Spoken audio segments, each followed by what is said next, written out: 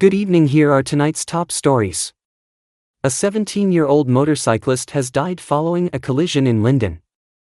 A man was nabbed with weapons and narcotics in Kitty, Georgetown. A police officer succumbed to injuries for days after an accident in Fort Wellington. A Roosevelt man has died after his car plunged into a trench. The family of a miner killed in a pit collapse at Frenchman Back Dam is seeking justice. In a tragic discovery, a missing woman was found headless in Port Kaituma, with several other women reported missing in the same district. Stay tuned for the details of these stories. Please remember to like, share and subscribe to our channel for more news. 17-year-old motorcyclist dies in Linden collision. Stephen Burnett, a 17-year-old motorcyclist, tragically died on Saturday following a collision with a motor car in Linden, Region 10, Upper Demerara Burbus. According to police headquarters, the accident occurred around 1400 hours HRS at the intersection of Amelia Ward Public Road and Tukin Drive. The collision involved motor car number PAC 9289, driven by a 31-year-old woman from Amelia's ward, and the motorcycle, number CM 971, ridden by Burnett. Reports indicate that the car was traveling west on the southern drive lane of Amelia Ward Public Road. As the vehicle approached the intersection, the driver signaled a right turn into Tukin Drive. Witnesses reported that Burnett, who was allegedly not wearing a safety helmet, overtook a line of vehicles at a high speed and collided with the right side front door and windshield of the turning car. The impact caused Burnett to fall onto the road, sustaining severe injuries. He was found unconscious at the scene. Both Burnett and the car's driver, who is pregnant, were rushed to the Linden Hospital complex. Burnett was pronounced dead by a doctor upon arrival. The driver was treated for injuries to her neck and body and remains hospitalized. Further investigations into the incident are ongoing. Roosevelt man dies after car plunges into trench. Sukal Ferris, a 55-year-old resident of South Roosevelt, Georgetown, died on Friday evening after the car he was traveling in plunged into a trench at the intersection of South Road and Oronoque Street, Georgetown. Preliminary investigations by the police indicate that the accident occurred around 1825 HRS and involved two vehicles, motorcar PJJ 4643, driven by a 36-year-old resident of South Road, Georgetown, and hire car HD 5268, driven by a 41-year-old resident of Buxton. Ferris was a passenger in the taxi. According to reports, the motorcar PJJ 4643 was traveling east along South Road at a high speed, while the taxi was heading south on the eastern drive lane of Oronoque Street. At the intersection, the taxi driver failed to stop at the stop sign, driving into the path of the oncoming vehicle, resulting in a collision. The impact sent both vehicles careening into a trench. Ferris was reportedly flung out of the taxi. Bystanders and emergency medical technicians, EMTs, rescued both drivers from their vehicles and transported them to the Georgetown Public Hospital Corporation, GPHC, for medical treatment. Ferris was pulled from the trench by bystanders and taken to GPHC, where he was pronounced dead. Further investigations into the incident are ongoing. Cop dies 4 days after accident in Fort Wellington. Dwight Chester, a 27-year-old police constable, succumbed to his injuries on Friday, 4 days after being involved in a severe accident on the Fort Wellington Public Road, West Coast Burbus, WCB. Chester, a father of one, was a resident of Mahayakoni, East Coast Demerara, and Cotton Tree, West Coast Burbus. The accident's circumstances remain unclear, but reports suggest Chester had hosted a party named Last in Mahayakoni on May 25. Allegedly under the influence of alcohol, he left the party in the early hours of May 26, accompanied by 2 passengers in his vehicle. It is believed that Chester might have fallen asleep at the wheel, causing the vehicle to crash into a utility pole near the Fort Wellington Hospital. The impact caused the bus to burst into flames. A porter from the nearby hospital noticed the burning vehicle and raised an alarm. Although the fire was extinguished, Chester was initially missing from the scene. He was later discovered unconscious in a clump of bushes and was rushed to the New Amsterdam Hospital. Subsequently, he was transferred to the Georgetown Public Hospital, where he remained on life support until he passed away. Chester suffered severe burns and other serious injuries. The 2 passengers also sustained significant injuries. The police are continuing their investigation into the accident. Man nabbed with weapons and narcotics in Kitty, Georgetown.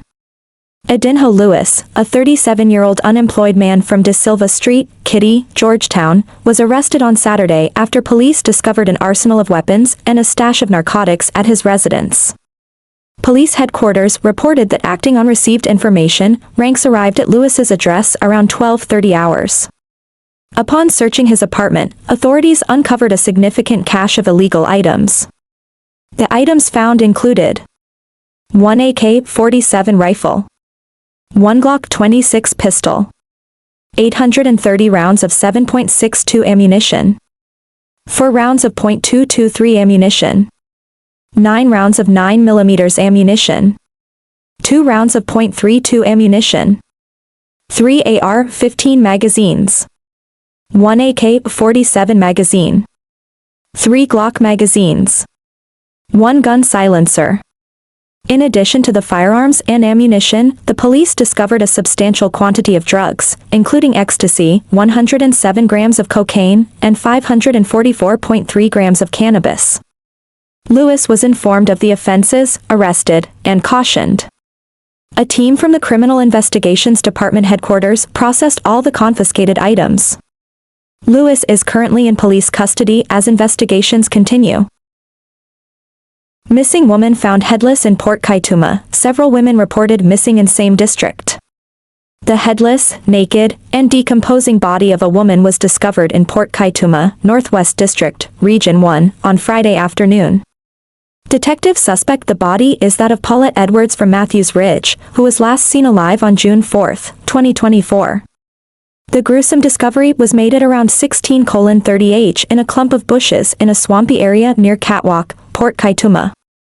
The police located the head of the corpse on Saturday. Investigators believe the body had been at the location for about 4 days, given the level of decomposition. The deceased was clad in a black top pulled up to her chest, exposing her bra, while her lower body was fully exposed, police informed Kaiser News. The black blouse matched the one Paulette Edwards was reportedly wearing on the day she went missing, identified by the name Lily written on the right sleeve. This same name was seen on the sleeve of the blouse the body was wearing. Detectives are currently seeking a male acquaintance of Edwards who they believe can provide crucial information for the investigation. The Port Kaituma Police Station urges anyone with information related to this incident to come forward and assist in the investigation. Community cooperation is crucial in ensuring the swift resolution of this tragic event, the police stated. Edwards had reportedly moved to Port Kaituma some time ago and lived there with her daughter's father. Sources familiar with the deceased told Kaiser News that her daughter's father was known for physically abusing her. One source revealed that he had recently been released from police custody for assaulting Edwards and was allegedly seen hitting her on June 4. It is not clear whether the person of interest being sought by the police is the father of Edwards' daughter, as neither he nor the baby have been seen in the area recently. Edwards' acquaintances are also attempting to locate the baby to ensure her safety. Meanwhile, representatives of the Venezuelan migrant community have reported that several Venezuelan women living in Guyana have gone missing in Region 1. There are various girls that have disappeared in recent days. There is one where a family has not heard from her for months now, a representative told Kaiser News. The matter is under active investigation by detectives, and the community is urged to assist in any way possible to bring justice for Edwards and other missing women. Family seeks justice for minor killed in Frenchman Back Dam pit collapse. The family of 27-year-old Leon Linden from Zilugd New Housing Scheme, East Bank Essequibo, is seeking justice after he was killed in a mining pit accident at Frenchman Back Dam nearly a month ago. Linden, along with 3 other miners, was working in the pit when a 20-foot wall on the opposite side collapsed on May 25, 2024. An excavator was used to retrieve his body from the debris. In an interview with Guyana Times, Liken's mother, Donna Elliott, expressed her grief and frustration over the lack of support from her son's employer. Elliott explained that Leon had been the sole breadwinner for the family and his death has left their future uncertain. "I have been a single mother for 14 years. Leon left to work with his employer on May 23, 2024, and he died on Saturday, May 25. He was fully recovered from a previous injury and decided to go back to work. He was not my only child, but he was the sole breadwinner for my family, Elliot shared. Elliot noted that despite the tragic accident happening at the worksite, neither the company nor Leon's employer had reached out to assist with funeral arrangements. No one from the company or his boss has reached out to me. He did not help with anything. People from the community, friends, and family helped me with the funeral expenses, and even the funeral parlor man reduced the costs, she said. Elliot also mentioned that the state of her son's body required embalming, which the parlor did at no cost. She expressed gratitude to Mr. Ezekiel for his assistance during this difficult time. Elliot is advocating for stricter safety measures at mining sites to prevent similar tragedies and is calling on employers to support the families of workers who die on the job. I hope no other mother has to go through what I went through, especially losing a son. Safety measures must be put in place at mining sites to ensure what happened to Leon does not happen to anyone else. Employers should also assist families facing financial constraints when someone dies at their worksite, Elliot urged. She is pleading with the government and relevant authorities to investigate the matter and provide justice and compensation for her son's death. I need justice for my son. There is no compensation or anything from the boss. I need justice and compensation for my son's death. Please look into the lives that are being lost in the interior, she appealed.